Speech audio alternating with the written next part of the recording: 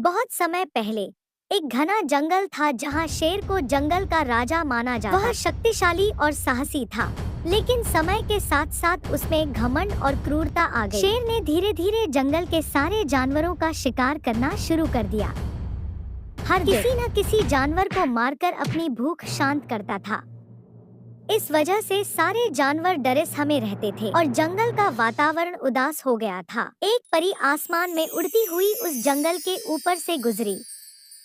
परी ने अचानक जंगल से आ रही जानवरों की करुण आवाजें सुनी। वह आवाजें इतनी दुखद थी कि परी का दिल पिघल गया। वह जानती थी कि उसे इन जानवरों की मदद करनी होगी। उसने अपने जादुई पंखों को फैलाया और जंगल के अंदर उतर आई। परी का आना जानवरों के लिए एक नई उम्मीद लेकर आया। सारे जानवर परी के पास जमा हो गए और अपनी समस्या बताने लगे। एक बुजुर्ग खरगोश ने कहा, हे परी, हमारे जंगल के राजा शेर ने हम पर अत्याचार करना शुरू कर दिया है। वह बिना सोचे समझे हम सबका शिकार कर रहा है। कृपया हमारी मदद करें।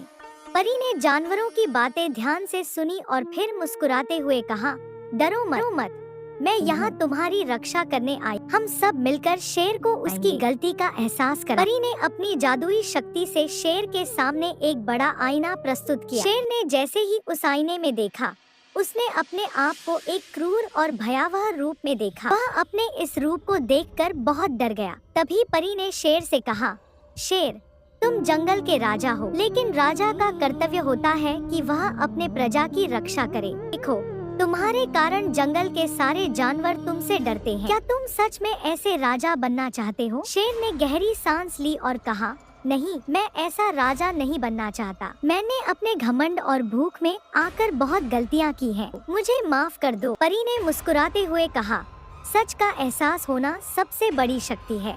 तुमने अपनी गलती मानी, यह अच्छी बात है। शेर ने परी से वादा किया कि वह अब किसी भी जानवर का बिना वजह शिकार नहीं करेगा और अपने जंगल को एक सुखी और सुरक्षित स्थान बनाएगा। परी ने खुश होकर शेर को आशीर्वाद दिया और आसमान में उड़ते हुए जंगल को अलविदा